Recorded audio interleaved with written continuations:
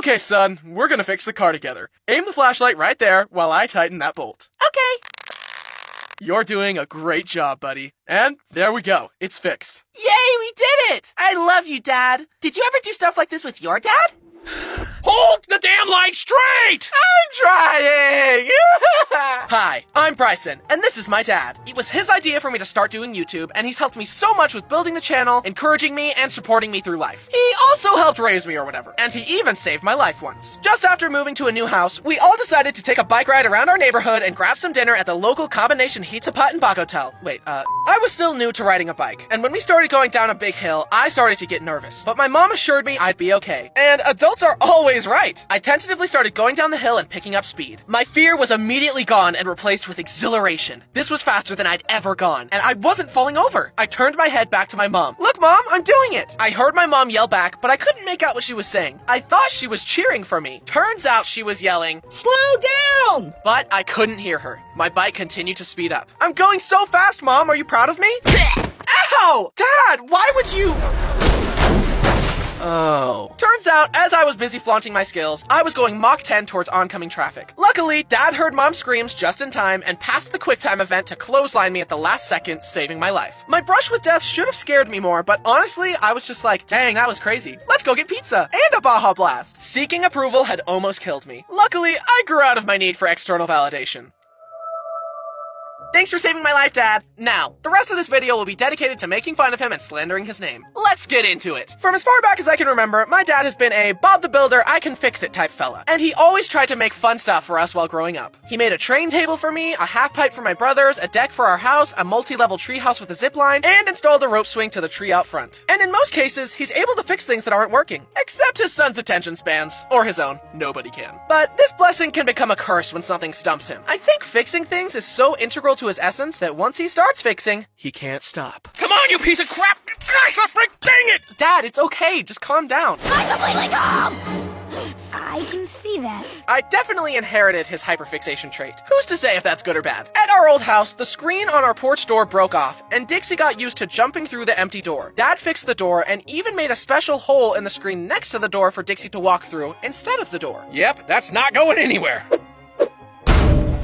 This is one of the only times I've seen my father just give up. He left the door without a screen after that. Years later, we got a trampoline for the backyard. In all my dad's previous building shenanigans, I had been too young or aloof to help. Or I couldn't hold the light good enough. But this time, I was gonna help Dad build the trampoline and prove to him that I could be handy too. This trampoline used metal leaf springs instead of normal springs. You would use a special tool to bend the metal leaf to clip into the trampoline mat. I was the designated leaf spring bender, and Dad was the designated mat clipper. As we clipped more and more springs, it got harder and harder to get them to connect because the mat was so stretched out. Dad held out the mat and I bent the leaf spring with all my might. I pushed and pushed as hard as I could. Then, the tool slipped off the leaf spring and slammed into Dad's head. Oh my gosh! Dad, are you okay?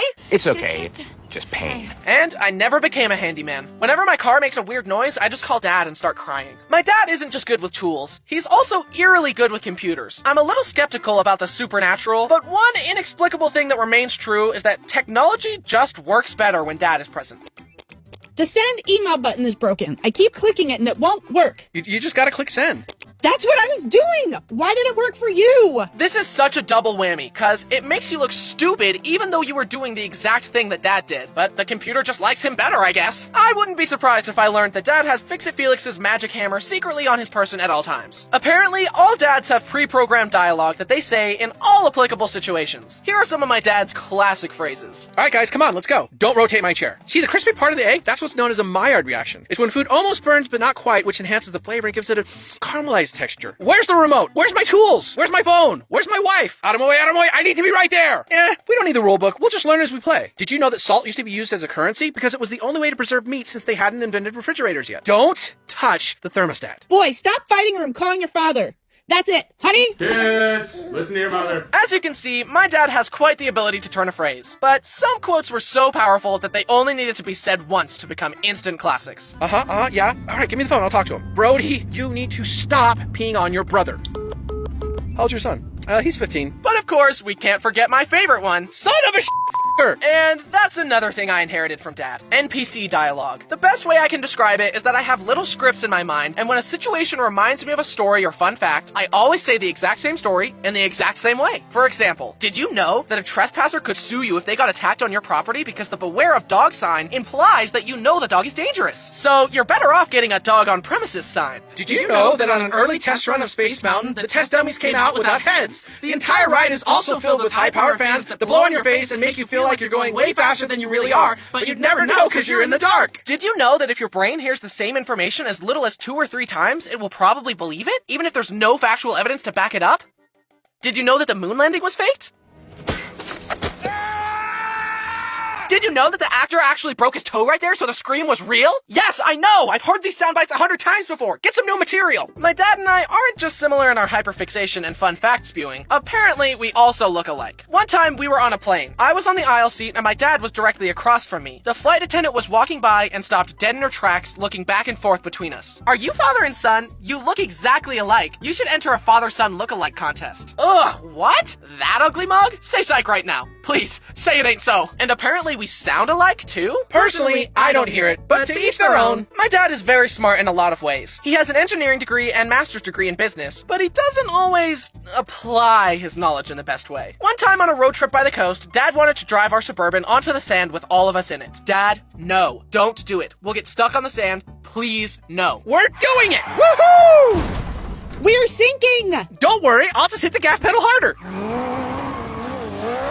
Wow, who could have predicted this? This should have been the moment where I realized that adults don't know everything, but embarrassingly, it took me becoming one to realize that most adults are just children, but bigger, some of which have access to the nuclear launch codes. Kinda a bummer, I know. And apparently, not applying his knowledge correctly went way back to his youth. Back when my dad was in college, he had to bike to his classes in the snow. Uphill both ways, of course. He turned a corner and the bike slipped on a patch of ice. His laptop bag was covered in snow and he went back home to make sure nothing was broken. Luckily, it was okay, just a little dented. Then he got back out on his bike and he assumed that since he knew the ice was there, that this time he'd be able to bike over it more carefully. So instead of going around, he took the same path and slipped again, shattering his laptop. Son of a f***er! This is ironic because my dad taught me that the definition of insanity is trying the same thing over and over and expecting a different result. And yet, my dad is known for picking up a new hobby, getting super into it, then dropping it entirely. Rinse and repeat. Baking sourdough, beekeeping, smoking meats, astronomy. One that stood out though was when he wanted to raise a bonsai tree. He was super excited about it, but in classic dad fashion, lost interest and the bonsai tree withered. Then he would try to get back into it and water it and take care of it, but then forget again. This kept happening until eventually the bonsai tree was clearly dead. Despite this, Dad kept living in denial and saying it would come back to life and insisting that giving water to a tree corpse would fix it. Dad, it's time to let him go. He's just a little thirsty. He'll be fine. Eventually, Dad was forced to admit defeat and throw the tree away. But I wanted to make him feel better, so I bought him the Lego bonsai tree set as a gift. Here, Dad, it's a pretty bonsai tree that you can't kill. But a few months later, I came home to visit and discovered that it had fallen off his desk and broken into a million pieces. This bonsai tree required no soil, no water, and no maintenance. And you still couldn't handle it. How are you ever allowed to raise children? However, a hobby that has stuck with him through the ages is remote-controlled cars, trains, boats, and planes. This leads into another instance of his poor knowledge application, that being using said RC vehicles around the family dogs. You would think that after seeing this happen that he'd, I don't know, put the dogs inside or fly his RC toys somewhere else, but nope. The same story has happened on pretty much every family camping trip. No! Stupid dogs! No! Stupid dogs! No! Stupid dogs! Yeah. They're the stupid ones. But the sad thing is, if the dogs don't destroy the RC planes, Dad definitely will. I can't count how many RC planes he's crashed. It's not even a question of if he will crash them anymore, it's when. On our most recent trip, Dad bought a big fancy plane that could take off and land in the water. He gathered us all together to watch its maiden voyage, and we all just watched sadly, anticipating the inevitable.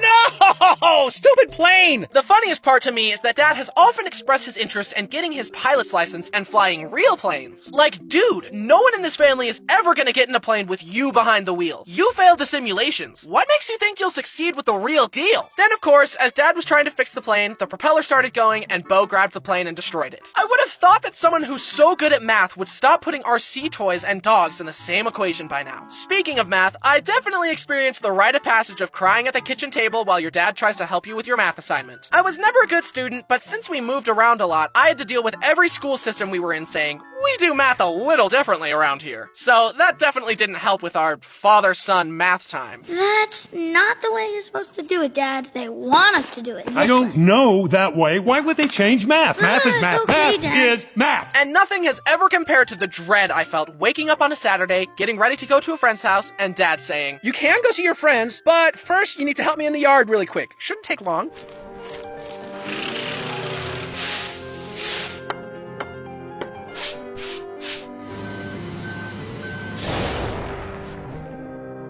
Somewhere along the way of all Dad's projects, he slipped a disc in his back and had to walk crooked for several months while waiting for surgery. It was the only way to walk without horrendous pain, and it was genuinely hard for me to fight this intrusive thought.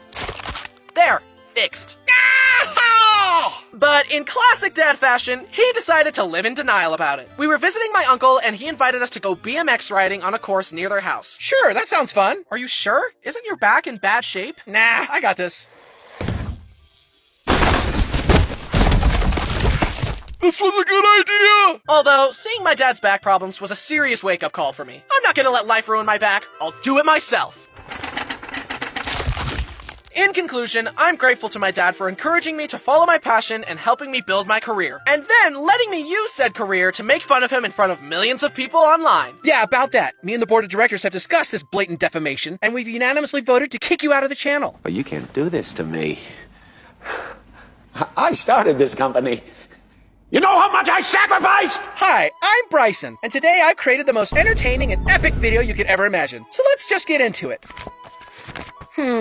Yeah, I'll just figure it out as I go.